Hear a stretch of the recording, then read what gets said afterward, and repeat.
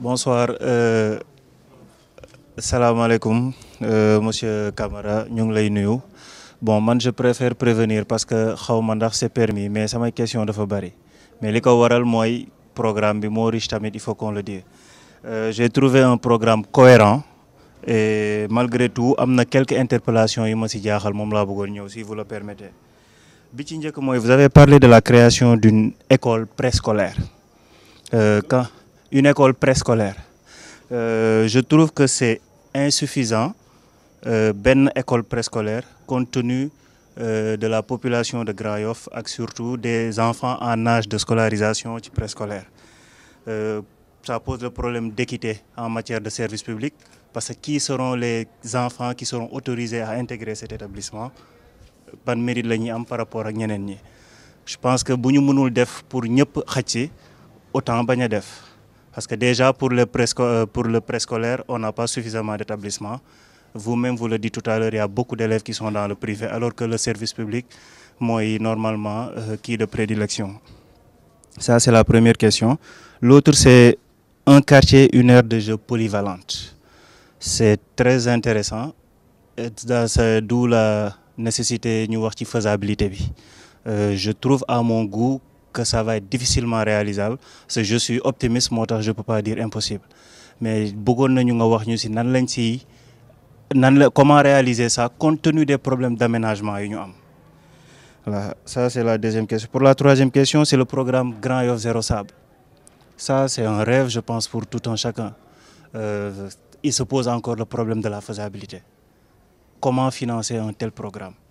C'est ambitieux, on aimerait bien voir ça, mais comment? Donc, bon, c'est ma question, c'est toujours comment. Parce qu'on sait que c'est possible de le faire et on en rêve. Pourquoi moi, je fais un fi? Mais naka lañ ci démé? Lolu moy sama intérêt. Quand on dit création d'une école préscolaire, ça ne veut pas dire qu'on va créer une école. Non. Aujourd'hui, si on le Sénégal, les enfants de 3 à 5 ans, ils vont à l'école, le déficit financier c'est 42 milliards. Aujourd'hui, l'État central dafa def ba nga xamné les écoles préscolaires ne sont pas intégrées dans l'école publique. C'est Wade qui a essayé de le rattraper à travers la case des tout-petits. Alors que toutes les sciences ont démontré que c'est entre 3 et 5 ans que l'enfant développe beaucoup de capacités cognitives, surtout en matière informatique et de langue. Donc, c'est un rattrapage à faire. Mais la priorité ici à Grand Yoff, c'est d'arracher les enfants des maisons, génne leen ci kër yi, génne leen ci marché yi, xalé bu fay tok di waas jeun, wala génne leen ci omat bi ñuy omat boo amee un parent handicapé, wala nga génne leen ci sortie, ñu dañuy rencontrer ay xalé. Gis nga le plus gros risque, c'est les enfants qui sortent de l'école. Am na ñoo xam ne ñi inscription pour nga dem defi formalité inscription duñ ko def ba seen xale raté ko am na ñoo xam ne duñu am sax kayit état civil. Donc ñun suñu priorité dañ koy concentrer ci nga xam ne xale yi dañu am âge dugg école ñu dugal leen école. Inscription bi d'abord je vous ai parlé de l'état civil. Dañuy instaurer état civil à la naissance. Xam nga fii dañuy def boo juddoo bu dee musulman da ngay xaar ba 8e jour bi ñu doog a joxe tur. Mais 8e jour bi boo ngéntee ba pare le temps ngay fay boru coiffeur bi boru yére bi xar bi nga jëndoon ñuy daw du ñu sax déclarer fa la ñuy bàyyi xale bi ba entrée en 6e ñu koy doog a utal kayit. Donc ñun dañuy créer une application boo xam ne c'est en connexion avec les centres de santé. Ici quand même les gens n'accouchent pas dans la rue hein. Si ngay joxe un nom pour refuser joxe non, et ça on a déjà discuté avec des imams qui nous disent qu'il n'y a aucun problème. L'essentiel, boule, faussel tourfi. Beaucoup dougalé. Pour refuser de donner un nom, il y a un code concret pour te donner un nom qui permet de te retrouver. Et avant, il y a un brouillon qu'on fait à 7 mois pour localiser avec un système d'appel pour voir si vous avez les périodes. Si vous avez ce carnet, je pense que tu dois être marié, tu as dû. Si vous avez ce carnet, à partir de ce moment, il y a un système qu'on met en place pour ça. Donc, fexe ba xale bi ñu mën ko identifier mu jàng ñu arracher xale yi réseau infrastructure scolaire yi le temps nga koy defar pour les récupérer on va utiliser le réseau communautaire les relais les bajenu gox les chefs de quartier et tout pour nous aider à le faire et là les jeunes Grand Yoff yi nga xam ne yi du ñu jàngale am nañu liggéey wala am nañu beneen on va les payer pour dispenser les écoles scolaires xam nga ñu bëri dañuy critiquer ay abris provisoires mais abri provisoire moo gën xale bu bañ a jàng xale nga def ko abri provisoire bu nag yi ñëwee mu daw wala bu tawee mu tëju mais au moins muy jàng tuuti moo gën mu bañ a jàngi donc on mettra un système boo xam ne quel que soit fu ñu koy defee l'essentiel na xale yi jàng loolu mooy priorité maintenant les préscolaires c'est pour les femmes surtout yi nga xam ne dañuy liggéey da ngay nekk domestique war a liggéey doo am koy dénk sa doom nga xam ne doom bi day nekk benn handicap pour yow donc ça va être au début très sélectif pour aider à conserver les emplois de ces personnes-là ak papa di liggéey doom di liggéey wala ñu dem ñefe ji te mënuñu dénkaane seen doom mënuñu ut domestique donc dans un premier temps loolu lay def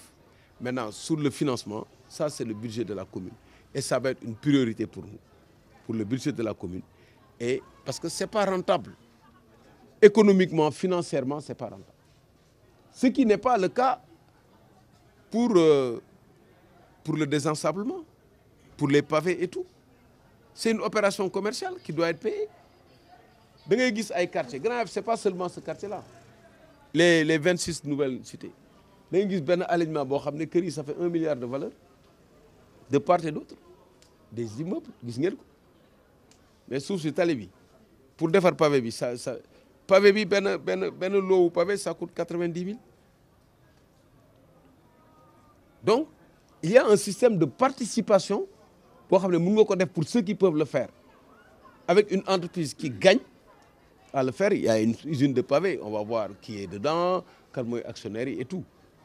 mais on va le trouver la mairie de Dakar a un devoir pour ce travail de rattrapage nous allons discuter avec les prochaines de maire Dakar boo gagné commune bi tu as des places à Dakar et tu vas te battre pour le faire moi je dis pas que dans 2 ans dans 3 ans ce sera fait il faut le battre axes principaux yëpp état bi moo ko war a bitumer on va se battre pour ça les axes secondaires il y aura des rues piétonnes yoo xam ne oto mënu fa jaar ñu def ko des rues piétonnes il y aura des rues commerçantes pour les ambulants c'est un travail à faire l'essentiel c'est nga orienter xaalis bi vers ce financement-là pour le cadre de vie si vous me dites que c'est pas faisable nous avons construit des choses on nous disait toujours que c'était pas faisable toujours mais ça c'est très sénégalais boo yëgatee dara ñu ne la mënul am c'est pas possible noo koy defee foo jëlee xaalis ñi am seen xaalis di ko dugal dañ koy dugal fu rentable fu am sécurité quand tu dis à quelqu'un sur 5 ans j'ai un marché de pavés de tant de pavés que je veux acheter chez toi on va dans une banque la mairie développe sa garantie à cette banque jaarale fa ay recettes mu koy gis nga ne ko je dois acheter des pavés sur tant tel de quantité sur tant d'années avec un paiement mensuel de temps sur cet intérêt la banque te t'ouvre la ligne de crédit pour le faire nga ubbi appel d'offres ut xale yi ko war a def les aires de jeu n'importe quel jeune ici qui a une société mën na defar aire de même kër gi mën nga ko jël ci kaw nga def benn salle de karaté mën nga def salle de loo xam ne li mën na def sans gêner espace boo mën a récupérer fii boo récupérer benn espace de 150 mètres carrés sax mën nga fa def dara les terrains gazonnés là avec toute la bande qu'on a en face du stade fi ñu war a def parcours sportif bi avec des allées des routes cyclables dans les quartiers et tout ça c'est tout à fait possible c'est une entreprise qui le fait c'est payant tu viens war a football match yéen da leen fay ay match ay 30 000 35 000 di déplacer wu pour fay ko mais c'est ça qu'il faut organiser c'est ce partenariat public-privé qu'il faut organiser c'est pas de ma poche lay génn wala forcément de la poche de la mairie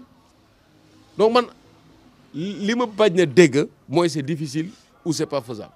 nous on a un projet réaliste faisable on a construit des choses des financements moi j'ai structuré des financements yoo xam ne les gens disaient que c'est pas amuñu xaalis bailleurs de fonds yi naan leen oui il faut avoir un cadre macroéconomique sain tel pourcentage ma ne leen mais c'est des histoires vous êtes assis sur de l'or et j'ai structuré des financements qui ont permis de faire des choses intéressantes moi j'ai aucune crainte pour ça la seule crainte que j'ai c'est bañ a am chance am levier bi pour defar ko man su ma mënu woon def ci affaire yu mairie du ma ci sonn il faut me faire confiance boy li ci des yëpp wóolu nit ki wala bañ ko wóolu xool fi mu jaar ak li mu def nga wóolu ko may ko chance mu defar ay mën naa am ak mënul am ak moi je suis pas un rêveur dama yàgg def ñu gis ko fii amul réalisation bu ñu def Sénégal bu mu dugalul suma loxo du port du aéroport du tali du dara du énergie du dara lu ñu defar Sénégal te dugaluma ci sama loxo vous pensez que c'est un hasard que des pays m'appellent pour me dire defal ñu li nga defal Sénégal wala li nga defal sel dëkk du question bàkku il faut une présomption li ngeen di defee présomption d'innocence ngeen d'accord présomption de compétence sax mais leen ma présomption de compétence ak présomption de sérieux sax au moins wala yéen ba amee grand man ma nekk ci yéen yéen tamit yéen a war a sax campagnal ah yaakaar na waaw pour les contrats premier emploi